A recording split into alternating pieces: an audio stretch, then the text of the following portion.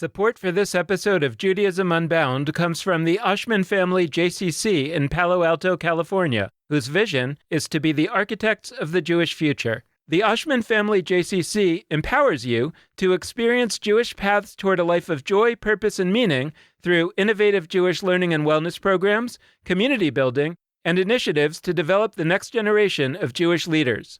Learn more at www.paloaltojcc.org. This is Judaism Unbound, episode 290. Nobody Owns Land. Welcome back, everyone. I'm Dan Liebenson. And I'm Lex Rofberg. And first of all, we want to wish a happy Rosh Hashanah, a happy Jewish New Year to those who celebrate. And before we get started with our conversation, I just want to make a little bit of a New Year's fundraising pitch, because this is often a time of year where people think about their Jewish giving in particular. And if Judaism Unbound or Jewish Live or any of our projects has been meaningful to you in the past year, we hope you'll really consider making a small contribution at www.judaismunbound.com/donate. We're really just asking for you to consider a gift on the order of $1 for every hour of content that you've spent with us in the last year. For some, that might be about $50. For some, that might be about $18. Something like that would be an incredible gift to help us start this year and to create a community of thousands and thousands of people who are supporting this work in a small way, which really adds up and allows us to continue doing this work. So we're not at thousands and thousands of people yet, but I think it's really achievable. So again, the way to do that is to go to www.judaismunbound.com/donate. And while you're there, check out our newest project, the Unyeshiva. You can get to it just by going to the judaismunbound.com homepage and clicking on Unyeshiva. And that is a new digitally driven learning platform that we hope is going to expand to be offering dozens and dozens of classes. Right now, it is launching with 2 classes. Lex is teaching a class called Jewish Discontinuity, which is examining the most ancient of Jewish traditions, which is upending Jewish tradition. And I am teaching a class called Leadership in a Time of Wandering, where we're going to be taking a deep dive into a variety of Jewish texts from the Torah, primarily around the life of Moses, and also from the Talmud. And we're going to be looking at various leadership and innovation ideas from our own contemporary times outside of the area of Jewish writing and thinking. So you see that there are connections between these classes. They flow from our Judaism Unbound philosophy, and that will continue to be the philosophy of the Unyeshiva.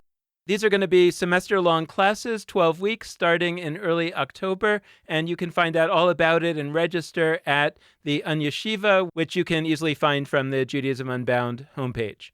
So now let's turn to our conversation today. We are continuing on this subject of the Shemitah year, which now we can say starts next week. That's the year that comes around every 7 years, and it is a time for letting the land rest and forgiving debts. And we have thought a lot about some of those things metaphorically and whether they can be extended beyond those specific areas in a more contemporary time, whether we can reimagine Shemitah to have a much broader applicability. So our guest today, David Seidenberg, is an expert in Jewish spirituality, Jewish spiritual ideas, and their application to the earth. He is the author of a book called Kabbalah and Ecology, God's Image in the More Than Human World. And he is also the founder of a website called neochassid.org. That's neohassid.org, which teaches Eco-Torah, New Liturgy, and Hasidic melody. David Seidenberg has a doctorate and rabbinical ordination from the Jewish Theological Seminary in New York. That's the major seminary of conservative Judaism. And he also has a second rabbinic ordination from Rabbi Zalman Schachter Shalomi, the founder of the Jewish Renewal Movement. So David Seidenberg, welcome to Judaism Unbound. It's so great to have you. Thank you. So we wanted to start, as we're exploring this topic of the Shemitah year, the sabbatical year, that I read an article that you wrote about basically making the argument that Shemitah is at the center of everything. Could you talk a little bit about why you think that, or what it means to think of it as at the center of everything? Sure. Basically, the Torah is coming to solve a problem. The problem is that at least according to our stories, but I think also according to reality, The relationship between humans and the earth was in a continuous degeneration, process of getting worse and worse. That's what our stories tell. And corresponding with that, according to our stories, the relationship between humans and God was also getting worse and worse and worse. Until after the flood, God said, I give up. I'm never going to make any connection between humans and the earth anymore. Forget it. And then Abraham comes along and God says, what if I try this one family and this one land? Maybe they can get it right. So that's how I see the frame of the whole Torah. And Genesis, Bereshit is clearly describing that as the foundation for why there is a Torah in the first place. We already know that creation is our focus, the wholeness of creation, the goodness of creation, and that we root this in the idea of seven, the recurring pattern of seven. We have the 7 days that are the Shabbat cycle, every seventh being, of course, the Sabbath, the end of the cycle. And we have the 7th month, which is when Rosh Hashanah happens, according to the official Torah version of the Jewish calendar, even though we think of it as the first month. And we have the 7th year. We also have the 7 weeks of the Omer. All these cycles of 7 are building up into one grand scheme, one grand vision. The grand vision is a society that can fully keep what Sabbath means, which is to deeply honor both creator and creation. That's the human purpose. More specifically, according to 2nd and 3rd chapter of Genesis, the purpose of the human being is to serve the ground. The Adam's purpose is la'avod et ha'adamah. How do we serve the ground? I just want to reinforce something that you said, just for people who don't know, because this is the first time I've heard it, and it's fascinating to me, this idea. So the word la'avod, I've often kind of encountered as just having two different meanings. One is to serve, like to serve God. You can often say la'avod God, and other times you say la'avod is to work, like to work the land. And it's so fascinating to me just to reinforce and to hear what you're saying, that when we talk about la'avod, the land, to work the land, another way to read it is to serve the land with the same word, and that has real deep meaning. That's a great perspective. It's usually translated as to work the land. And work the land is an act of domination. You work the land, essentially it means you make the land work for you. That is not what the Hebrew means. There's no chance that that's what the Hebrew means. The formulation, la'avod et ha'adamah, le'ovda u'leshomra, which happens again also in chapter 2, to work the land as it's usually translated, and to guard it, but actually it means to serve the land and to watch over her. The grammar of that is absolutely not different from the grammar of the second paragraph of the Shema, where we say, Ul avdo b'chol levavachem, to serve the one, meaning God, to serve him, to use the gendered pronouns, to serve God with your whole heart. Now, with God, we're supposed to serve with our whole heart. That's a different level. That is a higher level of serving, right? But with the earth, we're supposed to serve with our strength, essentially, right? The assumption is that we are giving our strength to the land, giving service to the land. It's true that the way our ancestors understood serving the land is to do agriculture in a good, holy way. They thought of that as serving the land, not serving themselves. And that's why in the second chapter of Genesis, it says that there was nothing growing from the land because there was no human yet to serve the land. So the purpose of the human, the creation of the human, is to serve the land so that things can grow. In other words, our purpose is not to be at the top of creation in the hierarchy, but to be at the center, making sure everything keeps going and functioning and cycling. That's the human purpose. That human purpose was ruined in many different ways, according to our stories. And in the story of the flood, we hear again and again, it says 7 times about the evil and the violence that the humans did. But in every single time that it mentions it, it says the violence of the human beings was ruining the land. It never says the violence of the human beings was bad because it was hurting other people or because it was hurting this or that other creature, right? It always says that it was hurting the land. That seems to be God's concern. So God has a covenant with the land. God makes a covenant with the land when the flood story ends. And God makes a covenant with all the animals when the flood story ends. 2 covenants that are intertwined. There is no covenant with human beings after the flood story. It's a covenant with all life, not with human beings specifically. That's something that we usually forget about. It's so important to notice.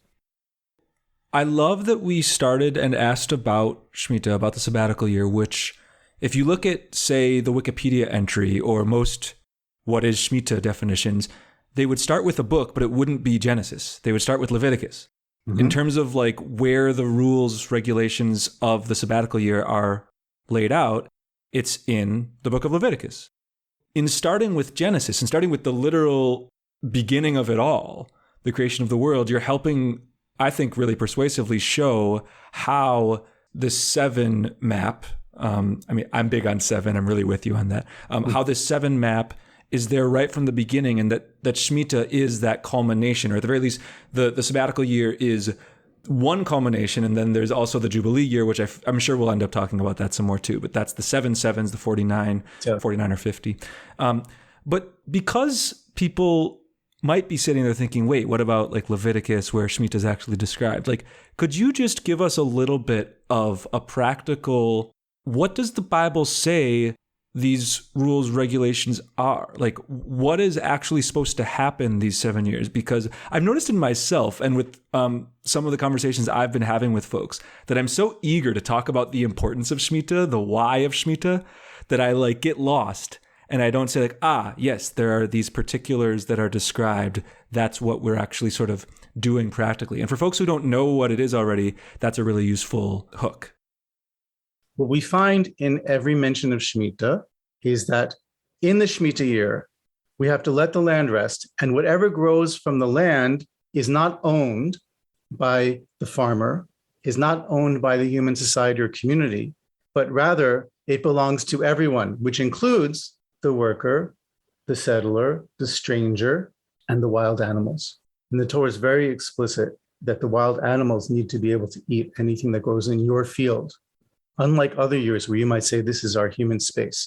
So part of the Shemitah idea is to break down the distinction between what is human space and what is wild space.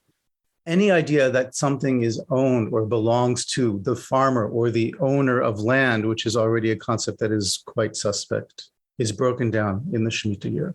So I'm not allowed to gather what grows in my land, to harvest it, and to store it, and then to sell it. I'm not allowed to sell anything that grows in the Shemitah year.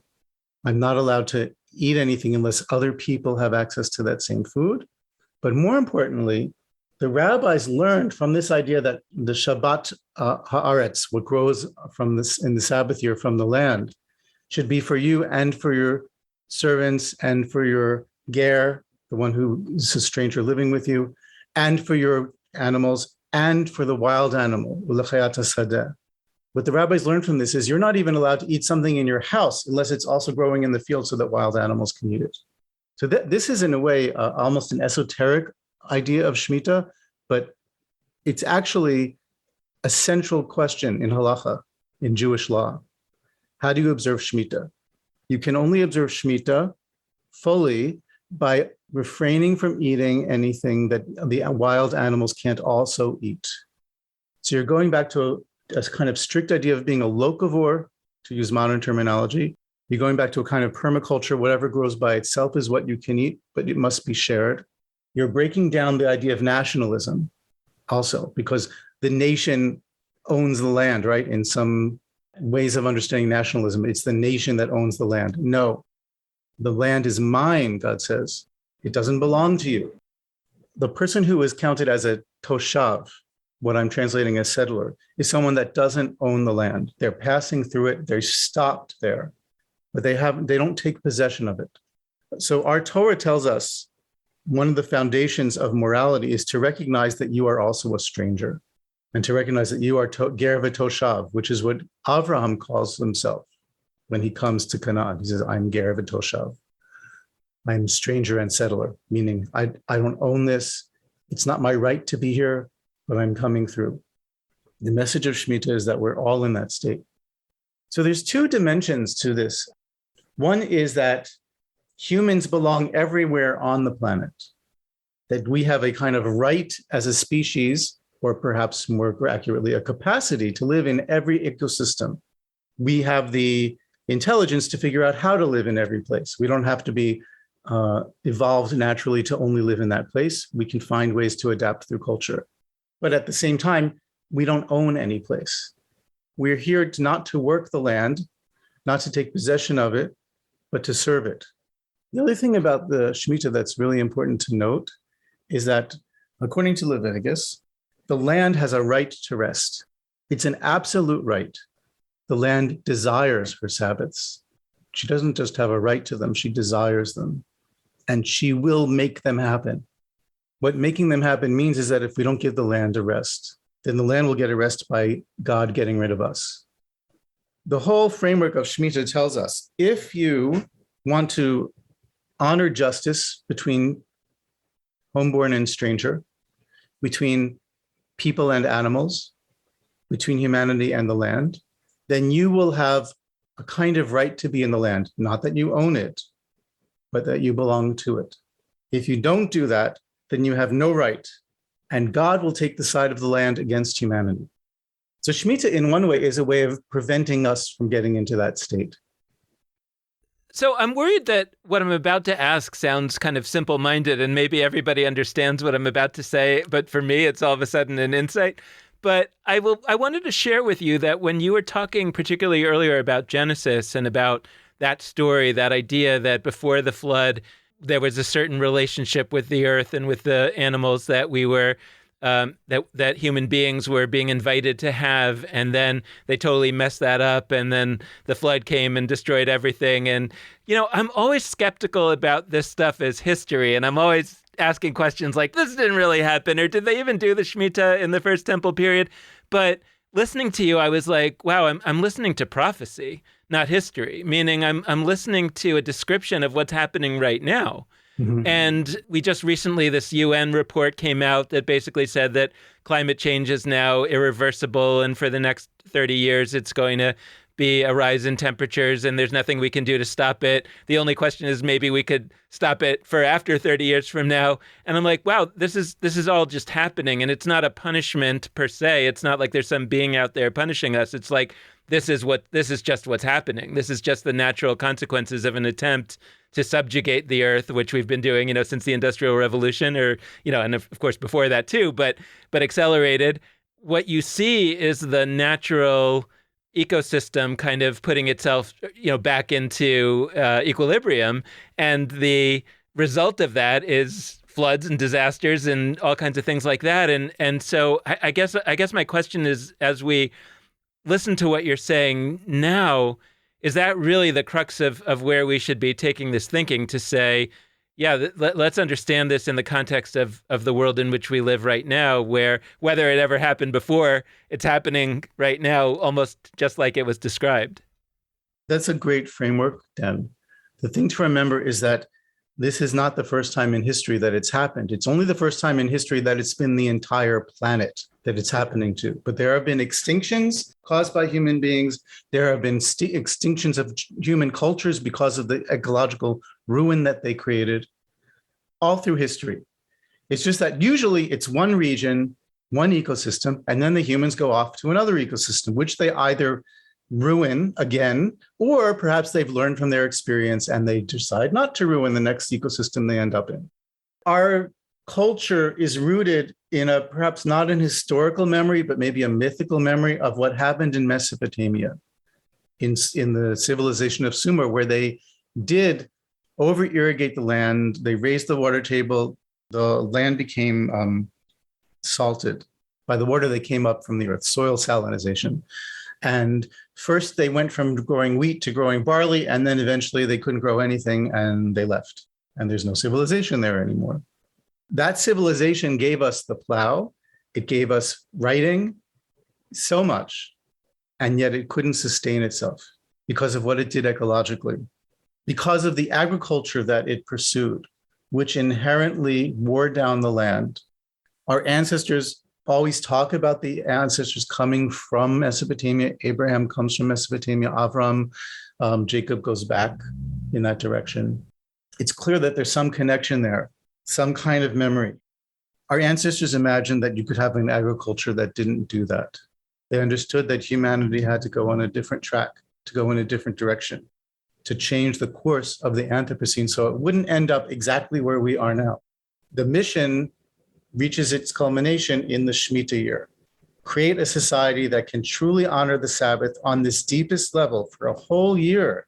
And then the seventh Shemitah to go on an even deeper journey of letting go of the land. of creating equality between human beings. So there's lots of parts of that mission that involve individual mitzvot, commandments that we do, and all kinds of things about justice and human relationships that are good for all times and in all places. But they all lead up to a society that has the possibility of observing something as complicated and grand as a Shemitah year. Every week we have a Shabbat because every week we're practicing to be ready to do Shemitah. And yet the mission has failed. We never completed the mission, and we may never get to at this point because we don't know how much longer human civilization is going to hold out in the face of what's going on right now. And you know what? A Torah that serves a version of capitalism that destroys the earth is not a Torah worth continuing. And that's the Torah we're living in now, more or less, even though it's clearly not the message of the Torah. The only religion that's worth following is a religion that teaches how to live sustainably on the earth. Every other religion is a waste. That's could be true of a religion as a whole, and it could be true of a particular version or sect of a religion. So I made a claim in our episode with the Shemitah Project recently that I want to bounce off you, because it's not at all clear to me whether you will agree with me or strongly disagree, but it does feel clear to me that you'll have cool things to say. So my claim is that whether it's the rabbis or sort of Jews beyond the rabbis, like we messed up. We messed up because we had a set of rituals in the Torah. We had a lot of them that you could read in one of two ways. You could read them as specifically things that you would do only in the land of Israel, or you could read them as things you do anywhere, but it talks about Israel because that's like sort of the geographic location that the text is concerned about. But if you go to some other land, you apply those rules there too. And what we did is we did actually different strategies with different pieces of the Torah's commandments. So like with the pilgrimage festivals, Sukkot, Shavuot, Passover, like it is very clear in the text. We seem to have forgotten this. Like in the text of the Bible, those happen at a specific place, at the temple in Jerusalem. There's a bunch of sacrifices, etc.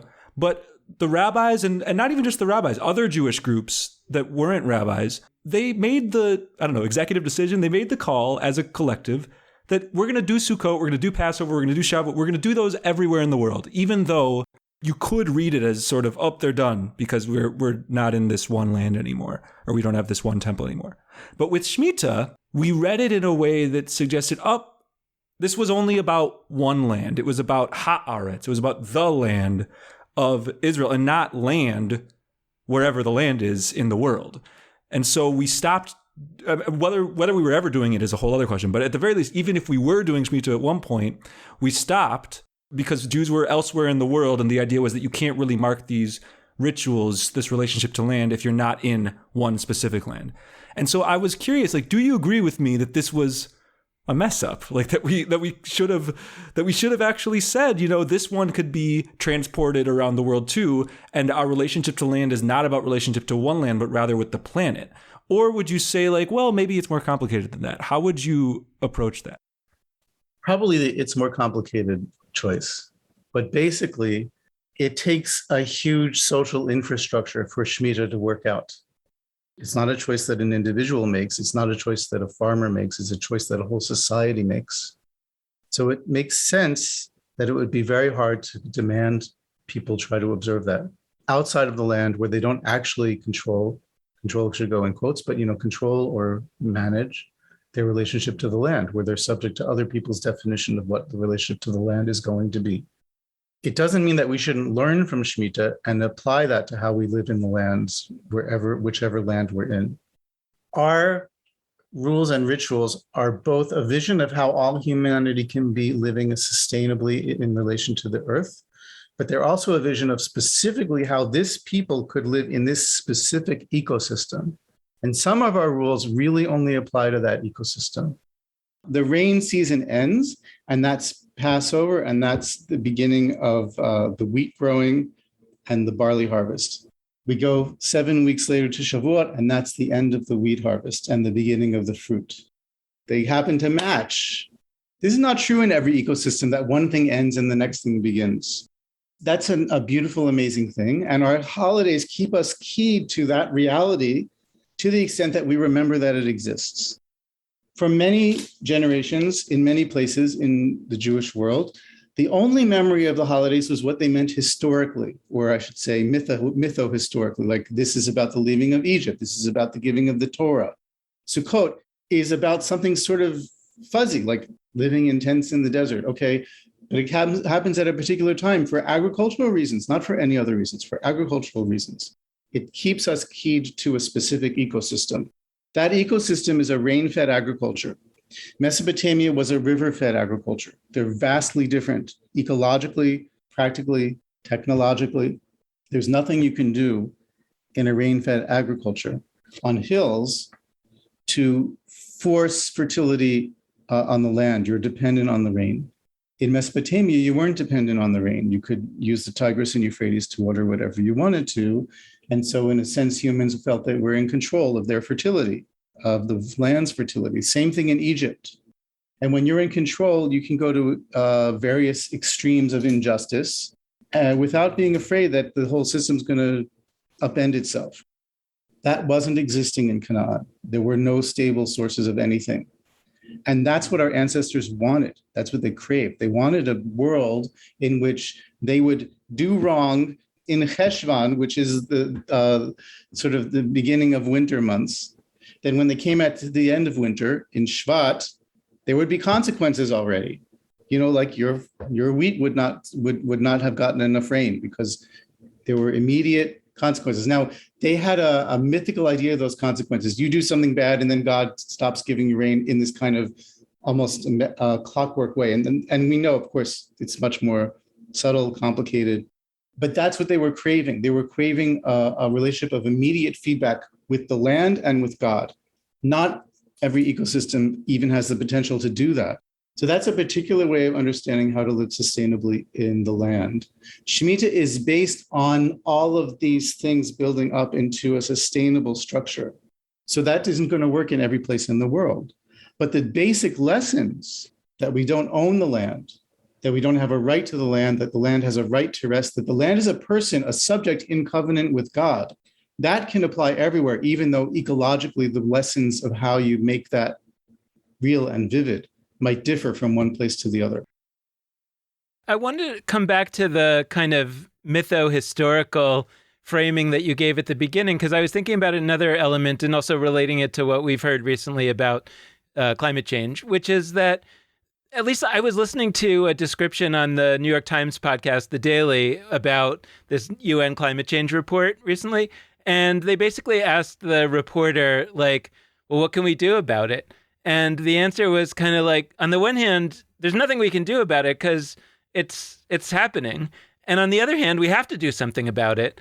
And as I was listening to your framing of the mytho-historical idea that after the destruction of the flood, at some point God said, all right, I'm going to try one more time with this guy Abraham and his little model community, and let's see if that works. And I would raise the question of, like, did it work? I mean, it seems like maybe it didn't work. But if we're going to try it again, that actually makes some sense to me. So following on what you're saying about, in different ecosystems, there's going to be different ways to do Shemitah, and maybe the exact laws as we read them in Leviticus and elsewhere, or in the Talmud or in the Jewish codes, like those specific laws aren't the ones that we should be enacting in order to truly live out Shemitah now, at least not in a lot of places in the world, but yet we should do.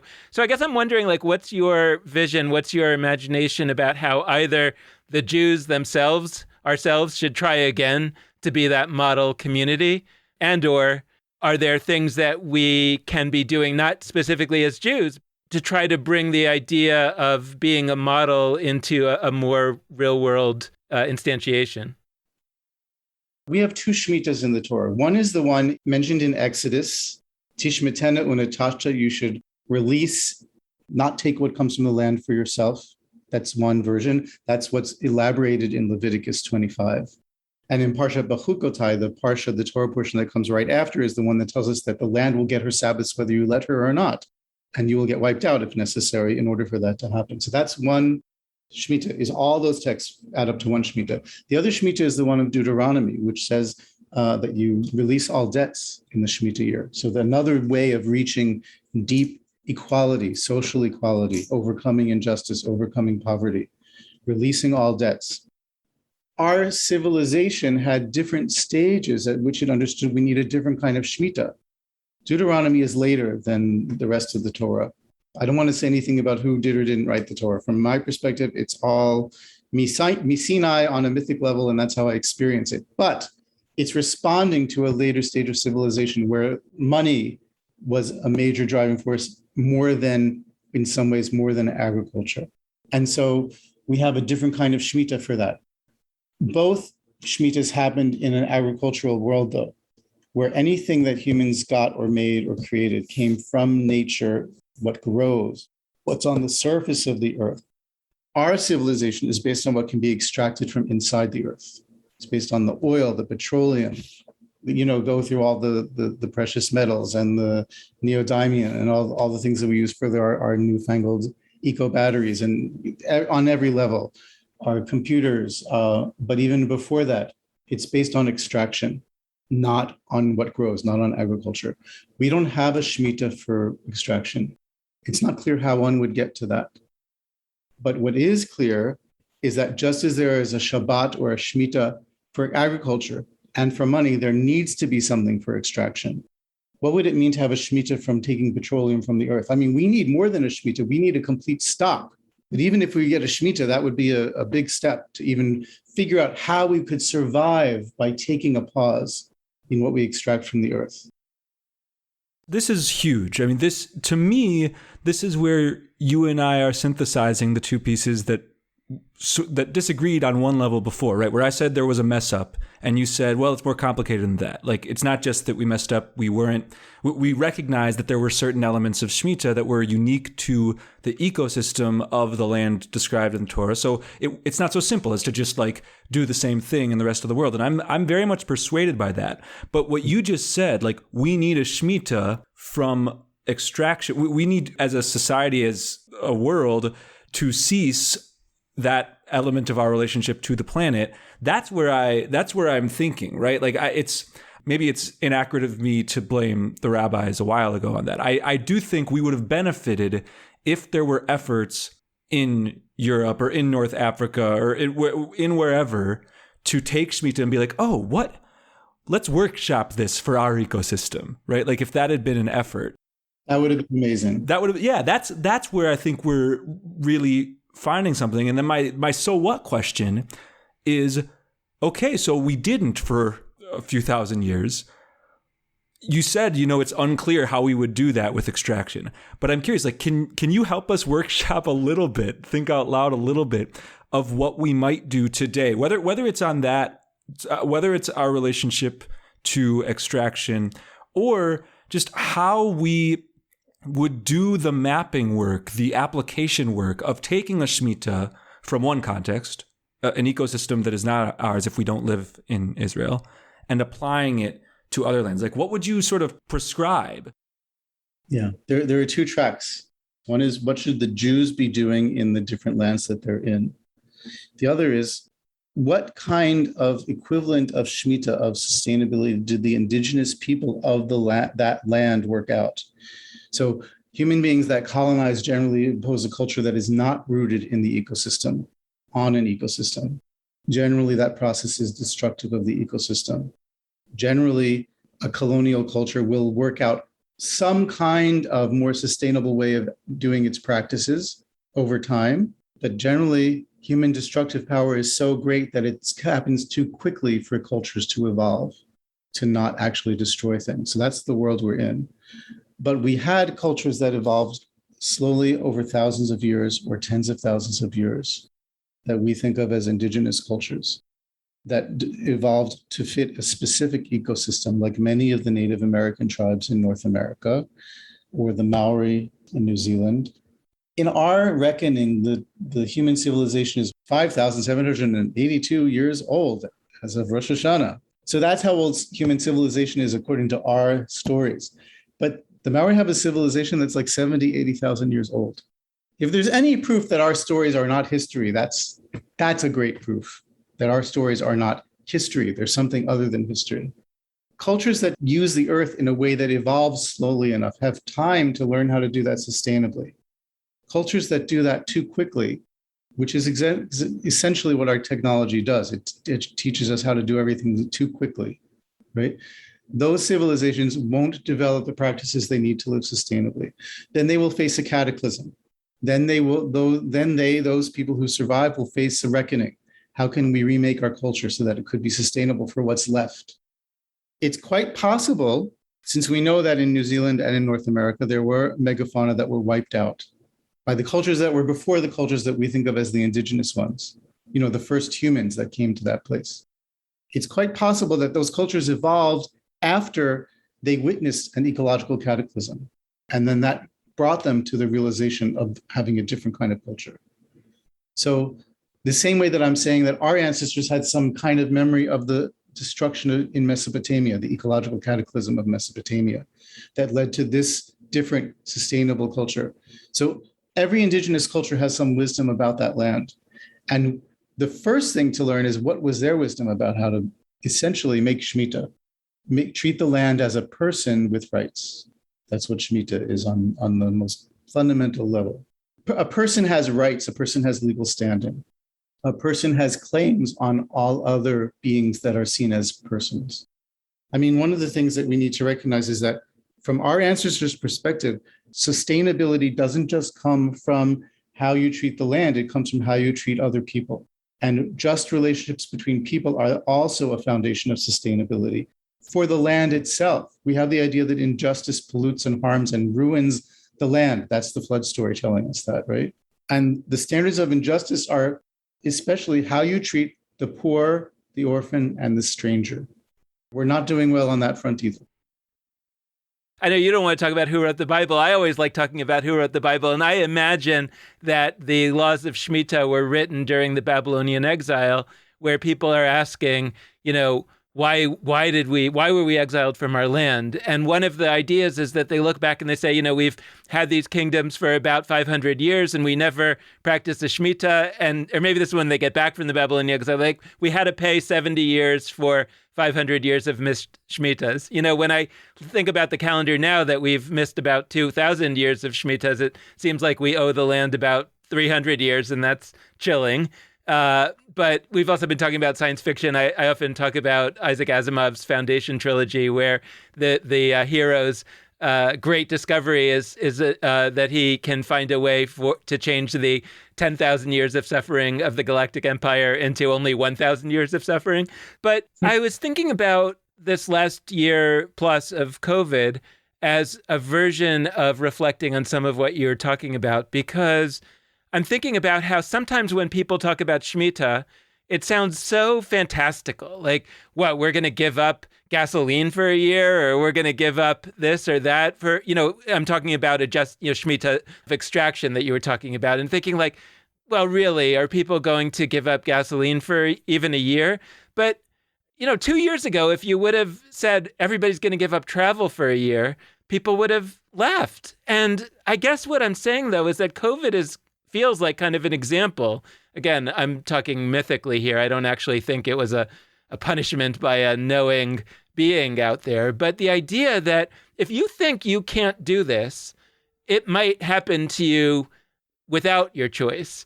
And one potential learning from the COVID-enforced Shemitah is that actually we can survive a year without travel. We can survive a year with only using minimal gas because we're not going anywhere.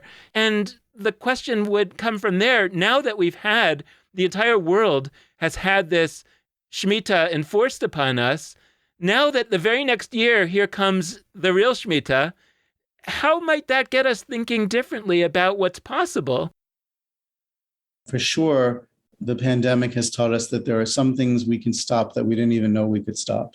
And that should give us a feeling of empowerment about what's possible. What do we want to do for this Shemitah year is another question. And that's a specific question for farmers and a more general question for human beings. Like, one of the things about Shemitah is that the release of debts is considered obligatory in all the world, not just in the land of Israel. So do you have someone that owes you money that you can say to them, I don't need that money, it's the Shemitah year. But if you want to give it to someone, let's give it to, say, this fund to address climate change, or this fund to buy back land for indigenous peoples. That seems like a very appropriate use for that money. So That could apply to everyone. Another thing can happen on the ritual level is, what do you want to do every time you eat a piece of fruit or eat anything, right? Should we have a special kavana, a special intention that directs our minds to what we're trying to achieve? Like I wrote this harachaman, a special additional blessing you add to the prayers you say after eating, that talks about returning our hearts to the land. We could have prayers like that people say all the time. It doesn't matter whether you say the normal official blessing. You could still say a special blessing related to Shemitah about returning your heart to the earth, returning your connection to the land. But that it's not clear that makes any difference with respect to climate change, right? Like, how many iterations of rituals do you need before it actually amounts to a difference in how people live their lives or structure their civilizations? So we can do all these little things that seem nice and that make us feel good. And I think they're worth doing because I think they strengthen our resolve, but they don't actually change the way society works. Some of the changes can't happen on the level of our communities. They have to happen on the level of whole industries. And we don't have the power to make that happen just as a Jewish community. So that involves policy making. It involves lobbying. It involves pressure. There's some question, can we even put enough pressure to even possibly imagine that we're going to do anything that makes a difference, given how dire things are? It's not clear, but we have to try. But the other thing I wanted to say, things are going to be bad. The losses that are going to happen in the world might be ones that demand of us tremendous grieving. We need to find a way to encounter and interact with this harsh reality that's going to be happening so that we don't get frozen and paralyzed, so that we still have power to do what we can do, which means creating the space to truly grieve what we're doing and what we've done and not get stuck in despair or depression. There's a lot of rituals that are coming from the eco-spirituality movement about this, many of which can fit into a Jewish context. But we also are, ritual experts as Jews for finding ways to connect with grief in a way that's very constructive and useful and helpful to people. So we do that with individual human lives. We have wonderful processes for mourning. What Kaddish do you say when an animal goes extinct? It becomes a very deep question. And the question is, do we have the spiritual resilience to meet the reality?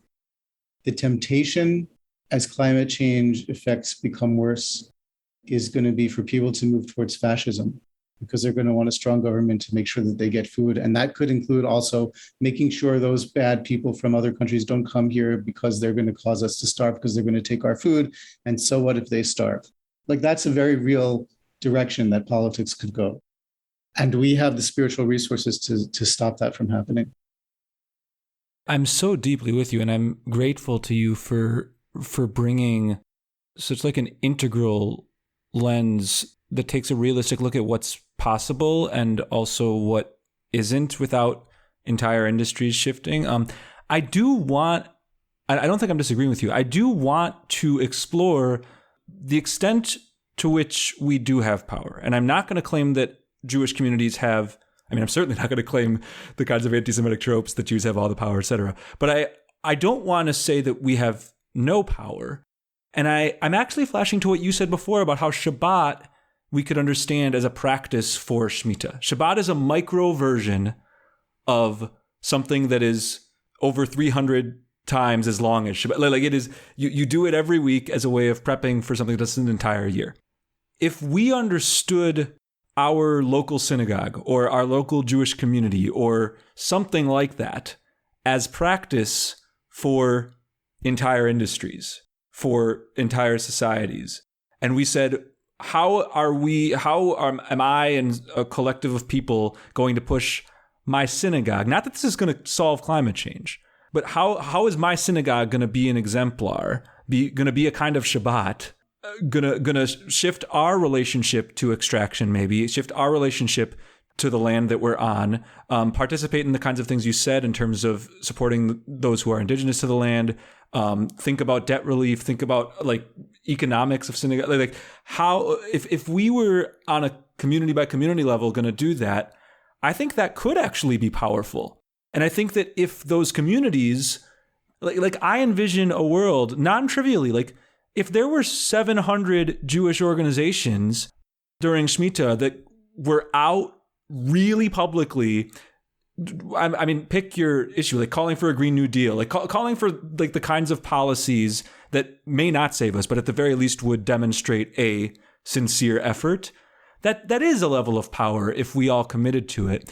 And so I'm invested in that. And I'm invested in steps that we could take on a ritual level, like you described with your Harakaman that you're going to be saying every day. I'm interested in steps that could create such a repetitive reminder of the call of this year that it would filter up into, or that it could at least filter up into broader systems.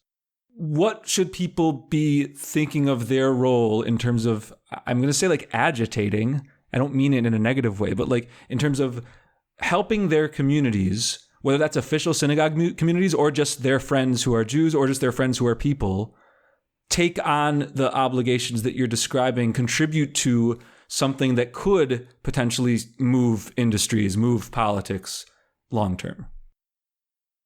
Religious community in general, and of course, Jewish religious community, is a space in our society in which our relationships are not based on transaction or making money.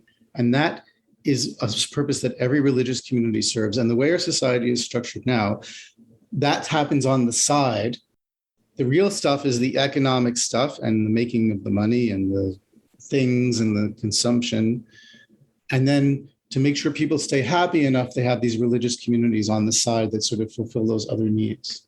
And so the religious communities become subjected to the needs of that are officially understood as economic.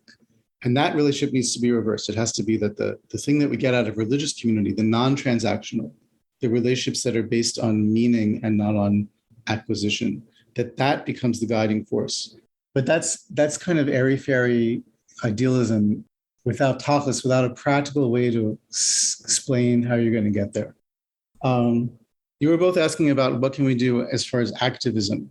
So one of the lessons of Shemitah and Shabbat is that sometimes the most important thing isn't the activism. So we fix the world in some ways, by letting go of the need to fix the world. Like we should have our 6 days of fixing the world. It shouldn't just be about making money. It should be about fixing the world, right? But then we have that one day where we let the world be as if it were already fixed in our eyes. You know, our ancestors did that. They did Shabbat even in the direst of circumstances, even when it would have been very, very hard for them to look around and say, this world is good the way it is. That's the message of Shabbat, right? God ends creation, finishes creation, and God looks at everything that God created and says, Vehine tov ma'od, this is very good. So finding a point every week where you can step back and say, I still recognize that this is very good. Yeah, these things are happening. That's happening. And still, God made a very good creation, and I'm part of it. That's an essential part of what Shemitah teaches and what Shabbat teaches also. It's not just about what can we do to fix things. As the IPCC report makes clear, we're not going to be able to fix things. We're going to be able to prevent them from getting as broken as they possibly could if we do something now. And it's not even clear that we're going to do that. Teshuvah can affect who you are, but it can't affect what's already happened in the world. It can't undo an extinction. So we're in that world where the question is not, will there be a mass extinction, but will it be 20% of the animals or 80% of the animals? Even though we can't stop global climate disruption, we can determine to a large degree how much will survive and how much care we will give to what survives. So Shabbat, the learning about being, the priority of being over doing, is an essential part of developing the spiritual resilience so that we can save what can be saved, mourn what needs to be mourned, and love what can be loved. Wow. Thank you so much, David, for joining us. This has been a fantastic conversation. Thanks, Lex. Thank you, Dan. There's so much more to say, but I'm so glad you gave me an opportunity to say so much already. I really, really appreciate your work. And we, of course, appreciate yours. Thank you so much for joining us. And thanks to all of you out there for listening. We hope you've enjoyed this conversation, and we hope that you'll tune in again in the future. We want to close out this episode in the same way that we always do, by encouraging you to be in touch with us and encouraging you to take our Yeshiva classes, our semester-long courses that Dan mentioned at the top. You can check those out at www.judaismunbound.com/ Unyeshiva. That's UNYESHIVA. We would love to have you take either both of our fall courses, and you can check out our asynchronous courses that are also accessible from that page. And now the ways you can be in touch with us. First, you can head to our Facebook, Twitter, or Instagram pages. Those are all at Judaism Unbound. You can head to our website, JudaismUnbound.com, and you can email us at dan@JudaismUnbound.com or lex@JudaismUnbound.com. The last request we like to make is that we deeply appreciate any amount of financial donation that you're able to send our way, and you can do that on either a monthly recurring basis or just as a one-time gift via www.JudaismUnbound.com/donate. So thank you so much for listening, and with that, this has been Judaism Unbound.